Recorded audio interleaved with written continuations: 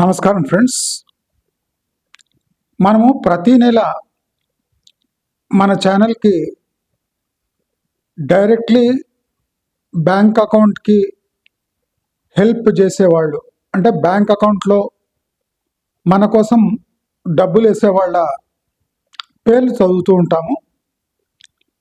Last 2 months పేర్లు చదవలేకపోయాను కనుక ఇప్పుడు మన ఛానల్కి డైరెక్ట్గా క్యాష్ రూపేణ బ్యాంక్ అకౌంట్లో హెల్ప్ చేసే వాళ్ళ పేర్లు చదువుతాను. దయచేసి అందరూ వినాలి. భూజాల కాంట్రిబ్యూట్ చేశారు. గత 2 monthsలో ఆయన కాంట్రిబ్యూట్ చేశారు. సాయి పృథ్వీ 3 times కాంట్రిబ్యూట్ చేశారు. కొత్త పి 1 time కాంట్రిబ్యూట్ చేశారు. అంటే అక్కడ డిపాజిట్ చేసినప్పుడు ఏం పేరు వస్తుందో అదే పేరు నేను చదువుతున్నా. రమేష్ బొలినేని ఒకసారి కాంట్రిబ్యూట్ చేశారు. కే పద్మజ గారు, కే పద్మజ అని ఉంటుంది, 2 times కాంట్రిబ్యూట్ చేశారు. వెంకటేష్ టిప్ అని ఉంది, అక్కడ ఒకసారి కాంట్రిబ్యూట్ చేశారు. ఆంజనేయులు మడమన్ గారు రెగ్యులర్ కాంట్రిబ్యూటర్ ఒకసారి చేశారు. విద్యానంద్ అంతా రెగ్యులర్ కాంట్రిబ్యూటర్స్, వీళ్ళంతా 1-2 times చేశారు. Madhav regular contributor 2 times.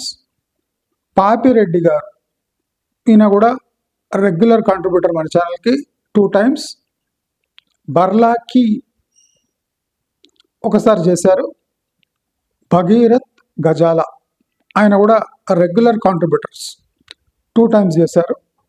అంటే ఇప్పుడు నేను పేర్లు చదివిన వాళ్ళు ఆల్మోస్ట్ కొన్ని ఏండ్ల నుంచి ప్రతి మంత్ మన ఛానల్ కోసం క్యాష్ కాంట్రిబ్యూషన్స్ డైరెక్ట్ మన ఛానల్కి చేస్తూ ఉన్నారు. వీళ్ళందరికీ పేరు పేరున ధన్యవాదాలు తెలియజేసుకుంటూ, టైం ఉన్నప్పుడల్లా నేను ఈ పేర్లు చదవటం జరుగుతుంది. లాస్ట్ 2 monthsలో నేను కొద్దిగా నా హెల్త్ కానివ్వండి, నేను కొద్దిగా బిజీగా ఉండే కారణంగా ఆ మంత్ది ఏ మంత్ది ఆ మంత్ చదవలేకపోయాను. అయితే ఇవాళ వీడియో చాలా ఇంట్రెస్టింగ్ ఉండబోతుంది. ఇప్పుడు తెలంగాణ సర్కార్కి ఒక పెద్ద ముప్పు వచ్చిందనే చెప్పాలి. సర్కారు ప్రజెంట్ చేస్తున్న ఫిగర్స్, ఎలక్షన్ కోసం సర్కారులు చేస్తున్న గిమిక్కులు, ట్యాక్స్ పేయర్స్ డబ్బుతో ఆడుతున్న చెలగాట, ఇదంతా వరల్డ్ బ్యాంక్ ఫిగర్స్తోని ఇవాళ బ్లాక్ అండ్ వైట్గా మారిపోయింది. ఇప్పుడు ఛాలెంజ్ ఏమంటే, తెలంగాణ గవర్నమెంట్ తన డేటాని నమ్ముతుందా లేదా వరల్డ్ బ్యాంక్ డేటాని నమ్ముతుందా?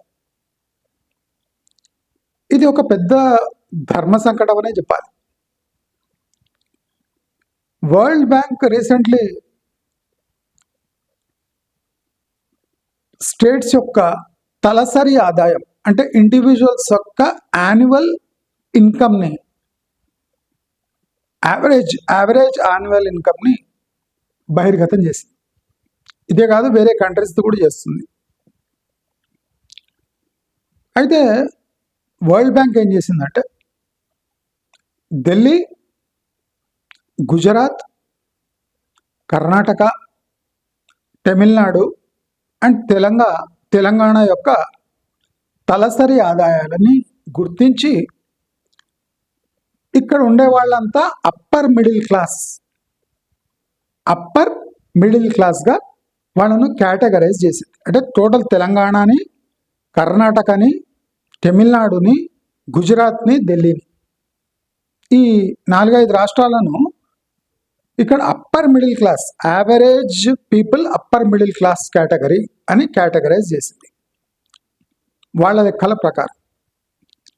వీళ్ళ లెక్కల ప్రకారం తెలంగాణలో తలసరి ఆదాయం అంటే ప్రతి ఒక్కడు యావరేజ్గా సంవత్సరానికి 5 లక్షల రూపాయలు సంపాదిస్తున్నాడు అని బహిరంగంగా ప్రకటించింది. బ్యూటీ ఏమంటే మన కంట్రీ కానివ్వండి, మన స్టేట్స్ కానివ్వండి, వరల్డ్ బ్యాంక్ ఫండ్స్పై కొద్దిగా ఆధారపడి ఉంటాయి అక్కడక్కడ. అయితే వరల్డ్ బ్యాంక్ దగ్గర పోయి ఫండ్స్ తీసుకుంటారంటే మా దగ్గర అంతా పేదరికం ఉంది, ఈ పేదరిక నిర్మూలన కోసం మేమంతా పోరాడతాము, కాబట్టి మాకు డబ్బులు ఇవ్వండి అంట. కానీ ఇప్పుడు వరల్డ్ బ్యాంక్ తనంతకు తాను ఈ 5 రాష్ట్రాలను అప్పర్ మిడిల్ క్లాస్ పీపుల్ ఉండే రాష్ట్రాలుగా అది కేటగరైజ్ చేసింది. దీనివల్ల కాబోయే పరిణామాలేమి చాలా ఇంట్రెస్టింగ్ ఉంటుంది. ప్యూర్ ఎకనామిక్స్ గేమ్ ఎట్లుంటుంది చూడండి. వరల్డ్ బ్యాంక్ ఇది ఎందుకు ప్రకటించింది, దీనివల్ల వరల్డ్ బ్యాంక్ ఏం లాభము, దీనివల్ల స్టేట్స్కి ఏం నష్టం, ఇండియాలో ఉండే స్టేట్స్కి ఏం నష్టం, అసలు ఇది సైంటిఫికా ప్రాక్టికలా మనం క్లియర్ కట్గా వాళ్ళు డిసైడ్ చేద్దాం, లేదా డిస్కస్ చేద్దాం. మనమేం డిసైడ్ చేస్తాం. కానీ తెలంగాణలో పాపులేషన్ 3.87 crores, 3.78 లక్షలు, 3,87,00,000 తెలంగాణ టోటల్ పాపులేషన్. అప్రాక్సిమేట్, అన్నీ అప్రాక్సిమేటే మన దేశంలో, అప్రాక్సిమేట్. వీళ్ళు యావరేజ్గా 5 లక్షలు సంపాదిస్తారు. అంటే 10 లక్షలు, 15, 20 లక్షలు సంపాదించే వాళ్ళు కూడా ఉన్నారు. అందరు కలిసి యావరేజ్ 5 లక్షలు గడిస్తారు ప్రతి సంవత్సరం. అందరూ అప్పర్ మిడిల్ క్లాస్ లెవెల్ పీపులే ఉన్నారు. అది వరల్డ్ బ్యాంక్ చెప్తుంది, మనం చెప్తలేము, వరల్డ్ బ్యాంక్ చెప్తుంది. అయితే ఆశ్చర్యకరంగా ప్రభుత్వము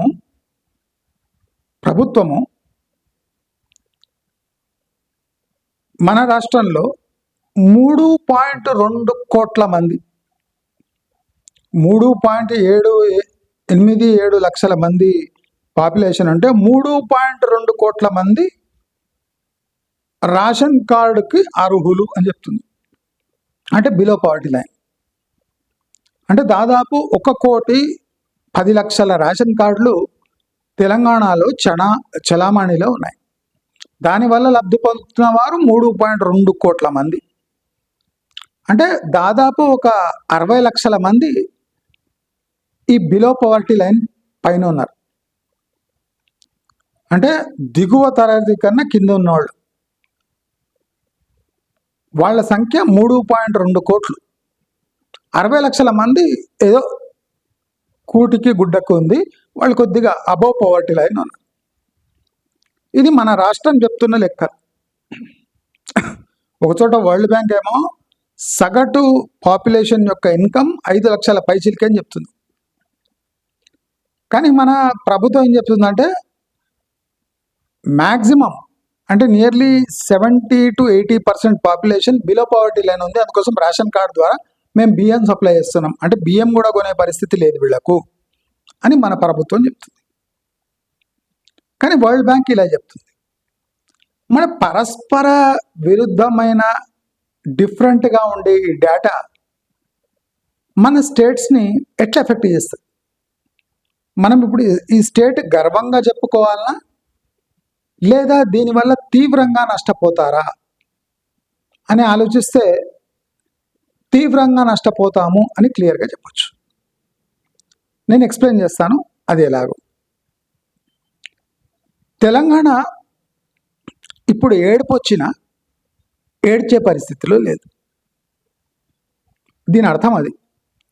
దీని అర్థం ఏమంటే తెలంగాణకు ఏడుపు వస్తుంది, ఆకలి కేకలు మండిపోతుంది, కేంద్ర ప్రభుత్వం నుంచి నిధులు వస్తలేవు, గ్రోత్ లేదు, ప్రాజెక్ట్స్ స్టార్ట్ చేద్దామంటే డబ్బులు లేదు.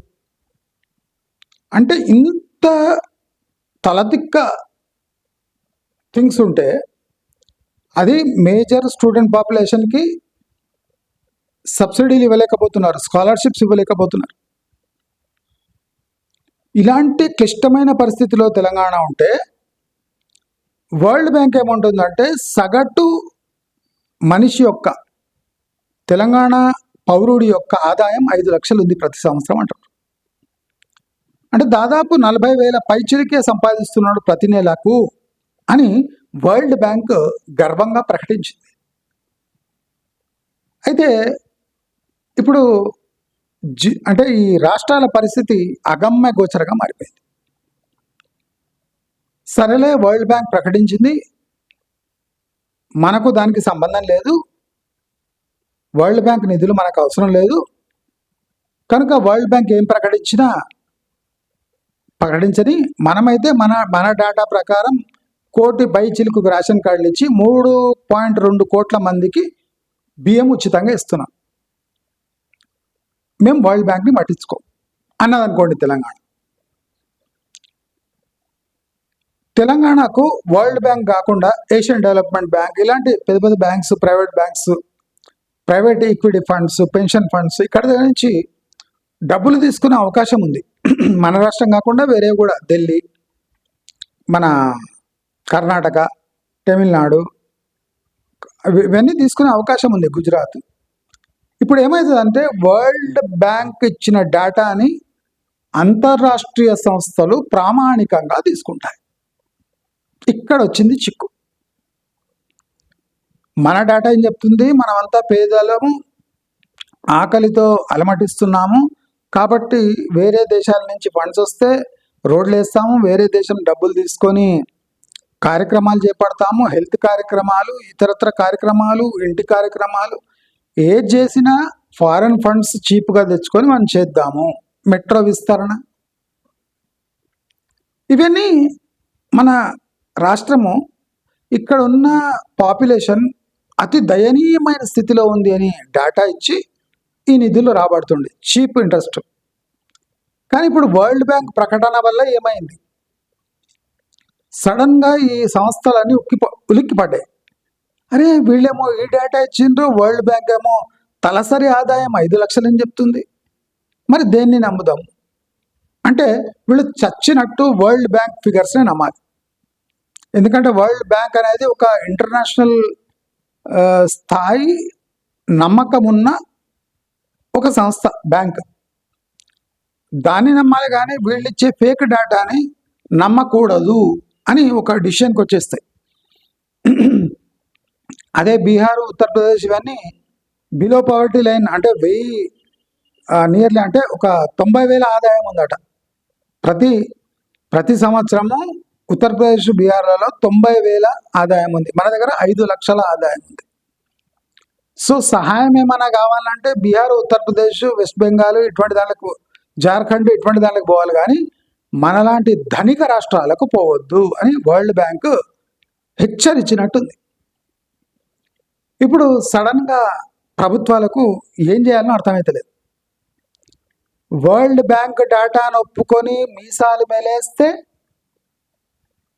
అభివృద్ధి కోసం డబ్బులు రావు, హెల్త్ కోసం, అగ్రికల్చర్ కోసం, ఇతరత్ర రూరల్ డెవలప్మెంట్ కోసం నిధులు రావు. ఎందుకు? తలసరి ఆదాయం 5 లక్షలు ఉంది. Above middle class life lead చేస్తున్న పీపుల్కి దయనీయమైన పరిస్థితుల్లో లేరు, అందరూ వెల్ టు డూ ఉన్నారు. సో మనం సహాయం చేయటం పేద రాష్ట్రాలకు చేయాలి అని ఈ ఉత్తరప్రదేశ్, బీహార్, జార్ఖండ్ లాంటి రాష్ట్రాలకు పోతాయి. అంటే వీళ్ళ ప్రమేయం లేకుండానే అభివృద్ధి చెందుతున్నారు అన్న ఒక శాపంగా మారిపోతుంది. ఇప్పుడు ఈ 5 రాష్ట్రాలకు చాలా పెద్ద దెబ్బ. ఎందుకంటే అంత అప్పర్ మిడిల్ క్లాస్ లెవెల్ కన్నా పైన ఉంటున్నారు అంటే మరి ఈ వరల్డ్ బ్యాంక్ కానీ ఇవన్నీ ప్రశ్నలు ఇస్తాయి.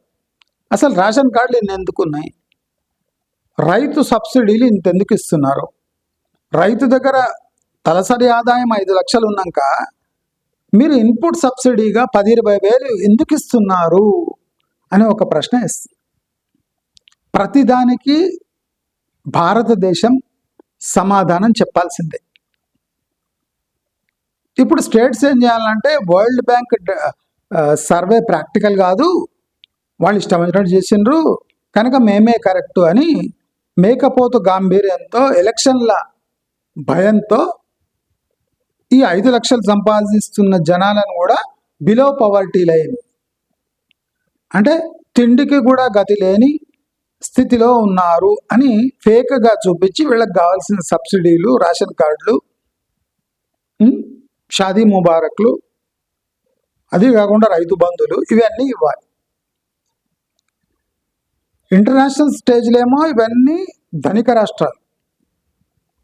మనం ఒకసారి ఆలోచిస్తే వరల్డ్ బ్యాంక్ చెప్తున్నట్టు తలసరి ఆదాయం 5 లక్షల మందికి మన కాలనీలలో చూస్తే ఉండదు. అంటే అర్బన్ అట్మాస్ఫియర్లోనే 4-5 లక్షలు సంపాదించేటోళ్ళు లేరు. ప్రతి నెల 40,000 ఎవరికి వస్తాయి? కానీ వరల్డ్ బ్యాంక్ చెప్తుంది ఉంది అని.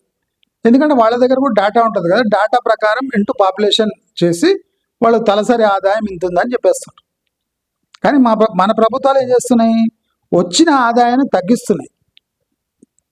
తగ్గించి అందరూ పేదలే ఉంటున్నారు కనుక మా కరుణా కటాక్షాలపై మీరంతా బతికి ఉన్నారు, మేము ఇచ్చే రేషన్ కార్డులు, రైతు బంధులు తినే మీరు బతికి ఉన్నారు కనుక మళ్ళీ మా కోటేయండి అని ఈ డేటాని యూజ్ చేసుకొని, వాళ్ళ సొంత డేటాని యూజ్ చేసుకొని వాళ్ళు బతుకుతూ ఉన్నారు. కానీ ఇప్పుడు వరల్డ్ బ్యాంక్ డేటా రాగానే పొలిటికల్ పార్టీస్కి అంతా వణుకు మొదలైంది. ప్రతి ఒక్కరికి 5 లక్షలు ఇన్కమ్ ఉంటాయి. ఫర్ ఎగ్జాంపుల్ ఇప్పుడు ఇన్కమ్ ట్యాక్స్ వాళ్ళకు కూడా ఒక ప్రాబ్లమే. దాదాపు 3.87 కోట్ల మందికి తలసరి ఆదాయం 5 లక్షలు ఉంటే చాలా మందికి 20-30 లక్షలు ఈజీగా ఉంటుంది. మరి వీళ్ళంతా ట్యాక్స్ బ్రాకెట్లో ఎందుకు వస్తలేరు? వరల్డ్ బ్యాంకే చెప్తుందంటే మనకు తెలియని డేటా వరల్డ్ బ్యాంక్ ఎట్లా తెలిసింది? మరి వరల్డ్ బ్యాంక్ చెప్పినాక కూడా మనము ఐటీ మనం క్లెయిమ్ చేయకపోతే పెద్ద రెవెన్యూ పోయినట్టే కదా. మద్యం బాటళ్ళు కోట్లలో అమ్ముడుపోతున్నాయి. ఆ మద్యం బాటలు కొనేటోడే రేషన్ లైన్లో నిలబడి తన వంతు బియ్యం కొని 12 రూపాయలకు 16 రూపాయలకు అమ్మేస్తుండు. అంటే ఇవన్నీ పచ్చి నిజాలు. ఇవి నిజాలే, వరల్డ్ బ్యాంక్ చెప్తున్నది నిజాలే. మరి ఈ నిజాలలో ఏ నిజాన్ని నమ్మాలి కదా? ఇప్పుడు వరల్డ్ బ్యాంక్ కూడా ఏదో డేటా తీసుకొని చెప్పింది కదా, వాళ్ళు అడిగితే ఇస్తారు డేటా. మీరు డేటా ఎట్లా చేసినట్టు ఇట్లా చేసినా ఉంటుంది, అది కూడా కరెక్టే ఉంటుంది. మళ్ళీ స్టేట్లో అందరికీ 5 లక్షలు వస్తున్నాయి, తలసరి ఆదాయం 5 లక్షలు ఉందా? ప్రభుత్వం ఏం చెప్తుంది? తలసరి ఆదాయం 1,50,000-2 లక్షల లోపలనే ఉంది. 1,60,000, 1,50,000 ప్రభుత్వం చెప్తుంది, వరల్డ్ బ్యాంక్ 5 లక్షలు చెప్తుంది. మళ్ళీ ఈ డేటాలో ఏ డేటా కరెక్ట్? ఇప్పుడు రియల్ ఎస్టేట్ లాంటి సంస్థలు, కన్జ్యూమర్ గూడ్స్ లాంటి సంస్థలకు కూడా పెద్ద షాక్. తెలంగాణలో 1,30,000 ఆదాయం ఉంటే కూడా దానికన్నా ఎక్కువ జనాలు పెట్టి కొంటున్నారు అంటే బహుశా వరల్డ్ బ్యాంక్ డేటానే కరెక్ట్. 1,000 కోట్ల మద్యం ఒక్క 2 రోజుల్లో అమ్ముడుపోతుంది పండుగ కన్నా ముందు, న్యూ ఇయర్కి. అంటే మన దగ్గర అంటే దానికన్నా ఎక్కువ ఆదాయం ఉన్న వాళ్ళే ఎక్కువ ఉన్నారు. కానీ చూపిస్తలేరు ఎవరు, ప్రభుత్వం చూపిస్తలేరు, వాళ్ళు చూపిస్తలేరు. కానీ ప్రాక్టికల్గా 5 లక్షల ప్లస్ ఇన్కమ్ ఉన్న హౌస్ హోల్డ్స్ కొన్ని వేల లక్షల్లో ఉంటాయి. మనకు ఈ డేటా ఎందుకు అందుతలేదు? ఇప్పుడు బ్యాంకు వాళ్ళకు షాకే. బ్యాంకు వాళ్ళకి షాక్ ఏమంటే అసలు 5 లక్షల ఇన్కమ్ పెట్టుకొని ఎంతమంది క్రెడిట్ కార్డ్ ఇవ్వచ్చు? చాలా మంది క్రెడిట్ కార్డ్ ఇవ్వచ్చు కదా, వాళ్ళంతా మిస్ అవుతున్నాం. ఆ డేటానే లేదు. మన గవర్నమెంట్ డేటా తీసుకుంటే 1,30,000 తలసరి ఆదాయం అంటుంది తెలంగాణ, వరల్డ్ బ్యాంక్ ఏమో 5 లక్షలు అంటుంది. మరి ఎంతమంది క్రెడిట్ కార్డ్స్ ఇవ్వచ్చు? ఎంతమందికి లోన్లు అమ్మొచ్చు? ఏది practical data? World bank practical డేటానా, మన ప్రాక్టికల్ డేటానా? నా ప్రకారం వరల్డ్ బ్యాంక్ది అట్లీస్ట్ 80% కరెక్ట్ డేటా. మన దగ్గర అమ్ముడుపోతున్న రియల్ ఎస్టేటు, మన దగ్గర అమ్ముడుపోతున్న కన్జ్యూమర్ గుడ్స్, మన దగ్గర అమ్ముడుపోతున్న మద్యము, మన దగ్గర అమ్ముడుపోతున్న ల్యాండ్స్, ప్లాట్స్, మన దగ్గర అమ్ముడుపోతున్న షర్ట్స్, ప్యాంట్స్, మనం నెల ఖర్చు పెడుతున్న హోటల్పై బిల్లులు, ఇవన్నీ చూస్తే 5 లక్షల పైన సంపాదిస్తున్నారు. సంపాదించకపోయినా మళ్ళీ ఖర్చు ఎట్లా పెడుతున్నారు? ఇదొక ప్రశ్న.